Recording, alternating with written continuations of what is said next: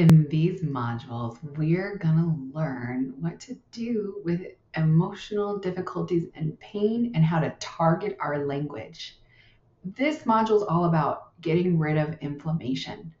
We've learned that through science lately, it's a big deal to have inflammation in our bodies get out, but emotional toxic stress is terrible too. We're going to get rid of it completely through these modules. And like always, it's going to be skill building and things you can actually do to relieve yourself, to build muscles, to get better from any kind of mental, emotional pain.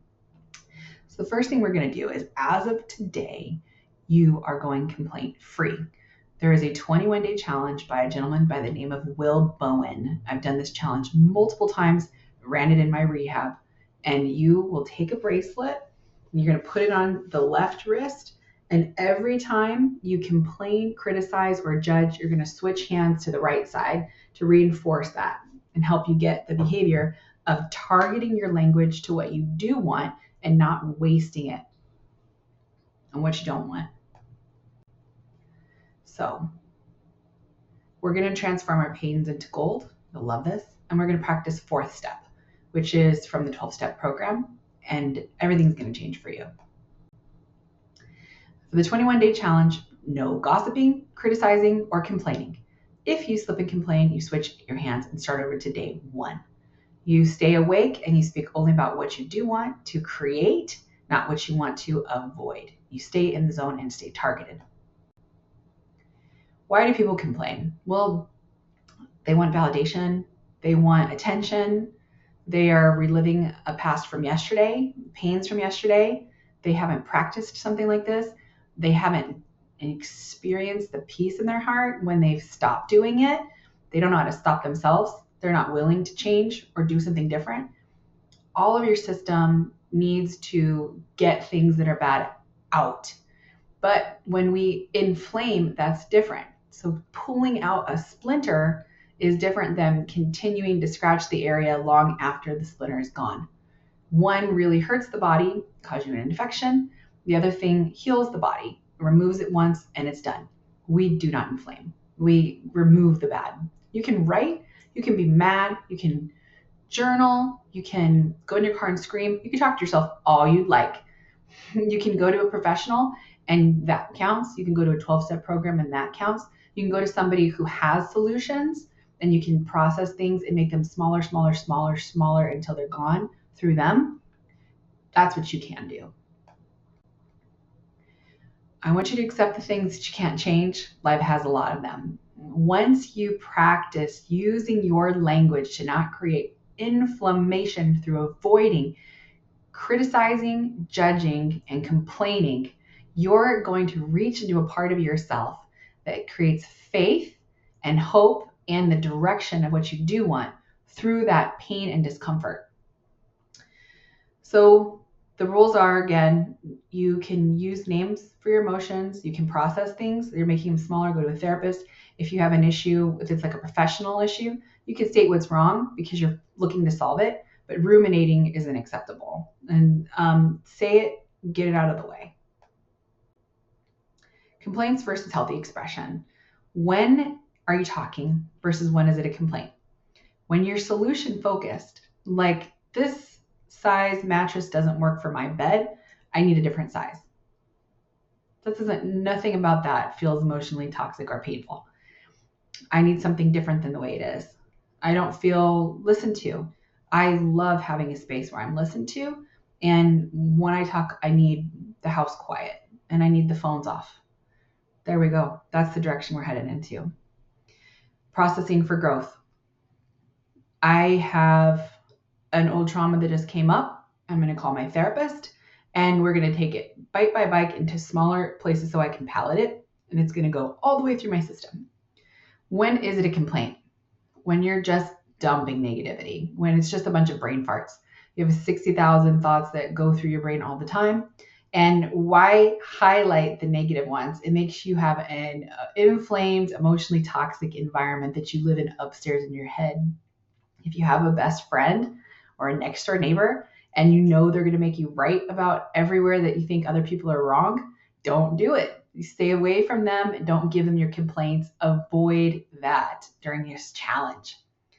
No blaming or judging. Words that can help with blaming and judging would be you, they, always, never. It makes things ominous. It makes them painful for you. And repeating pain just to tell the story. We're past, we've solved it, or we've gotten to where we understand what resolution it could be. And we're going to go to somebody who doesn't know what's going on. And we're going to start from scratch because we just want to inflame the situation. No. If there's someone that actually can have a solution to it, that's who we go to. And that's all. The average person takes 3 to 4 months to switch their bracelet from one side to another and finally become competent.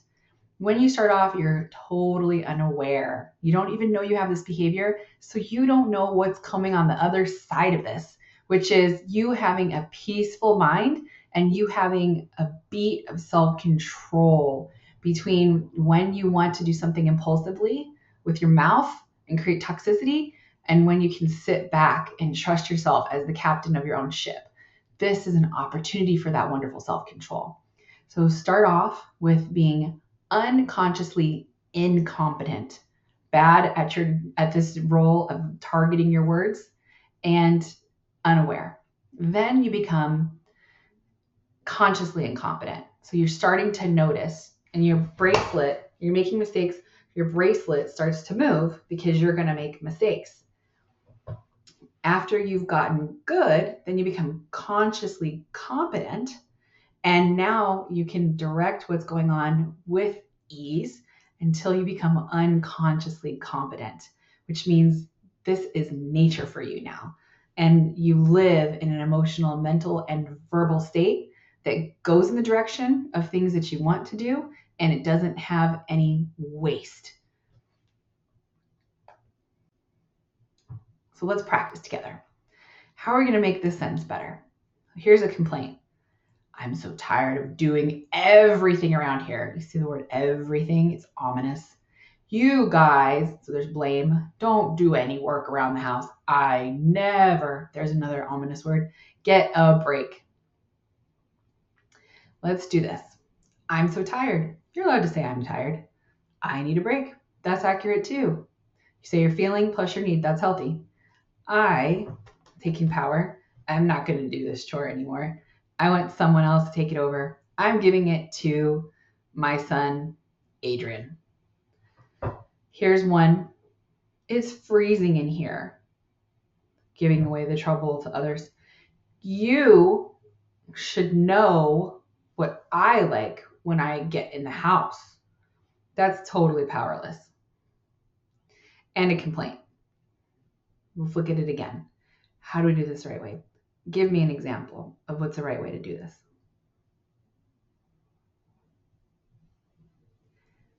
We can say, can we pause for a minute? I would like to share something important. This is powerful. We avoid saying always or never. We honor our needs and we don't blame someone. Here's another one. You never listen to me. Never goes on forever. It's painful for you to experience. Instead, what could you say?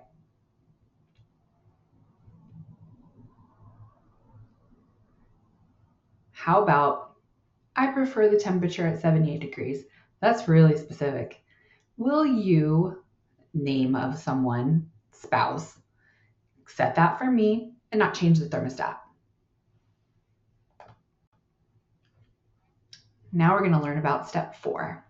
Step 4 is within a 12-step program. There's a lot of 12-step programs out there. When I owned my rehab building, we would get really specific about people's needs. There's 12 steps for alcohol, drugs, codependence, survivors of sexual assault, debts, compulsions for overgiving or codependency.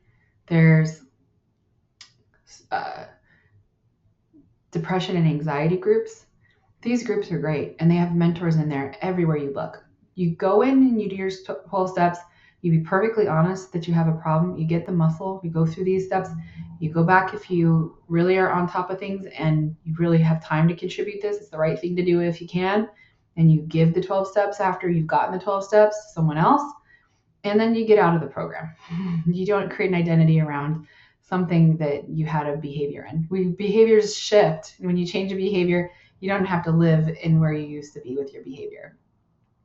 So when you do the fourth step, your job is to find the spot inside yourself that something painful happened in that you have control over. So it's like having a cell phone and a cell phone charger, and the cell phone base, it's not fitting the charger.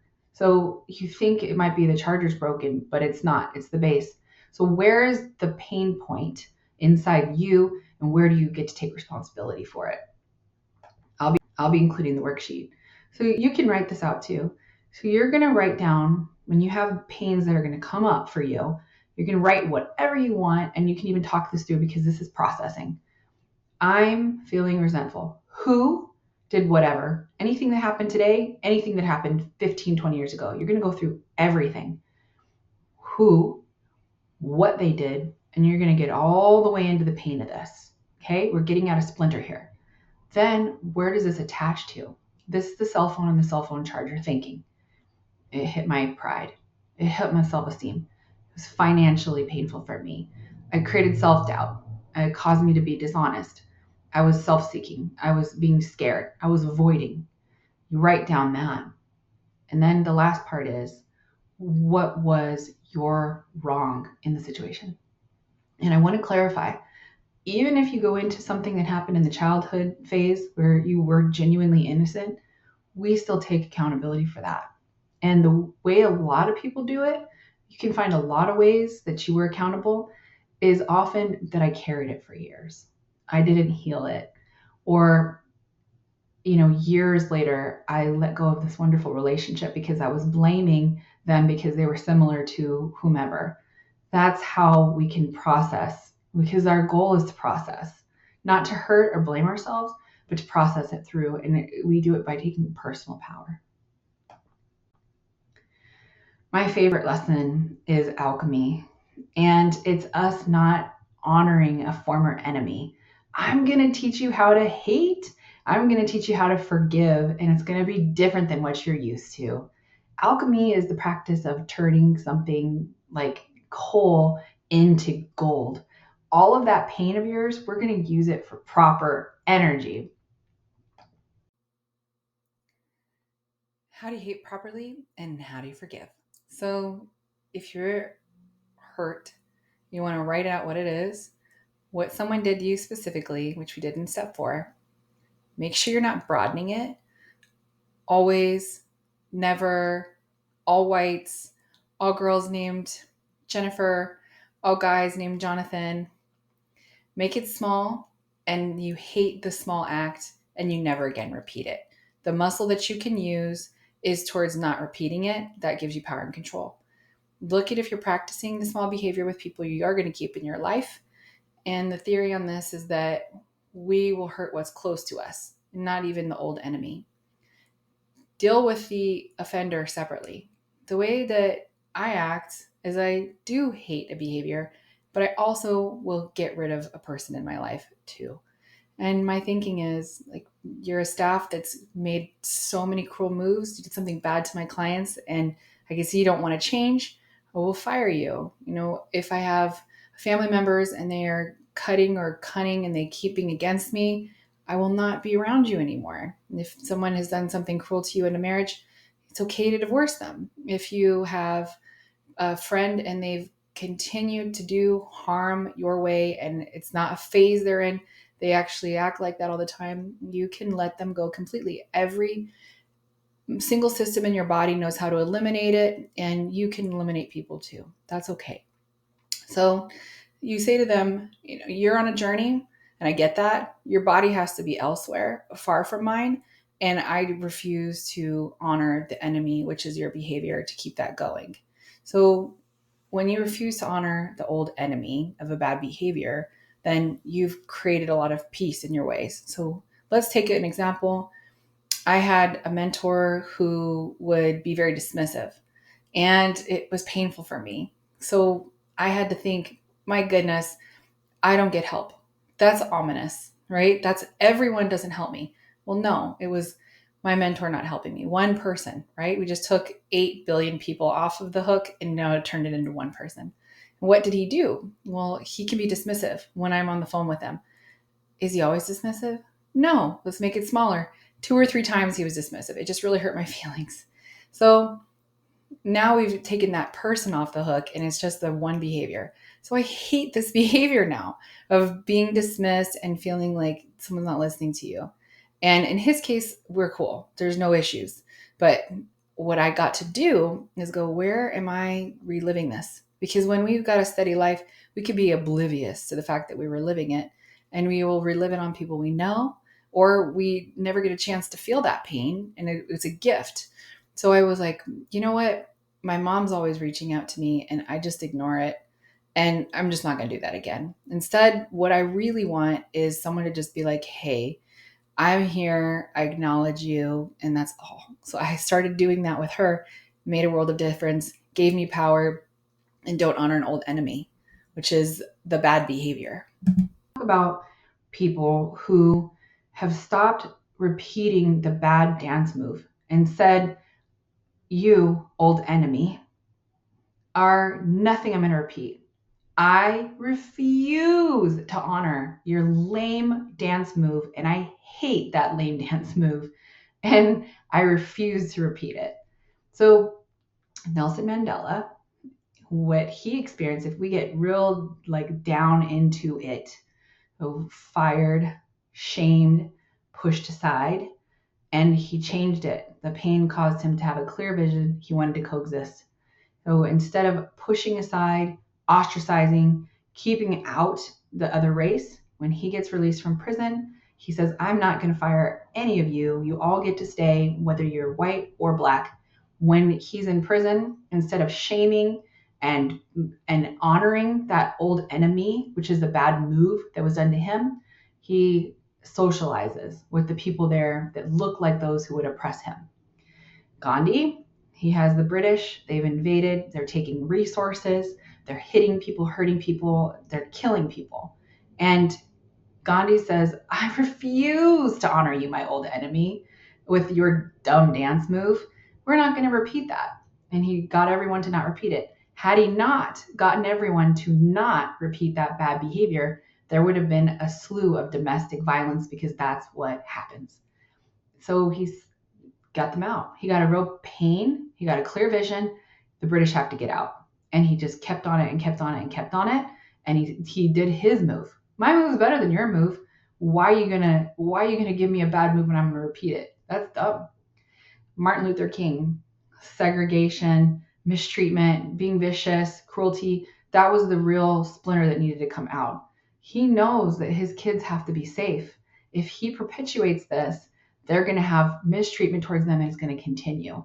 So he's like, I refuse to honor you, my enemy, with your dumb dance move. I'm going to do instead, I'm going to tell you what I want. I want to have a dream and I want my children to play next to each other with all the other kids. And that's where I'm going to go with this. I'm going to do my own dance move and it's a beautiful one. So you give me a beautiful behavior that I see out in nature. Someone does something, I will copy that behavior, especially my mentors. I will follow them to a T exactly as they do things because it's a good dance move. But a bad one, why I need to repeat that? I don't. Princess Diana, the royals, very cruel to her, criticized, cut her down, try to train her to be classist, give her way too much rules. So how does she alchemy this? She doesn't let her kids experience this. She makes sure that they go to other countries and volunteer and they be humbled by how precious this world is and all the pains of it and not segregate themselves from how the real world works. And they get to move on. And so I'm showing pictures. I've got a picture of Gandhi and he's dancing with a white woman, probably British. I've got Martin Luther King and he's dancing a beautiful dance. And the crowd he's with is a mix of white and black people. And he looks like he is exactly where he needs to be. He's going to do his dance moves. I got a beautiful picture of Gandhi and he's jamming and he's got a whole tribe around him and they're dancing together. And I've got an incredible picture of Lady Di dancing with John Travolta. They are going to use their moves, and I want you to use your moves. So, no complaining, no criticizing. You are on challenge now. And we're going to heal. We're going to do something productive by learning where pains hurt us inside. And you're going to use a 12-step worksheet. If you can't find mine, you can just Google fourth step and you'll get a worksheet that'll come up and you can work on it. And then how to alchemy, make things small and don't honor bad dance moves.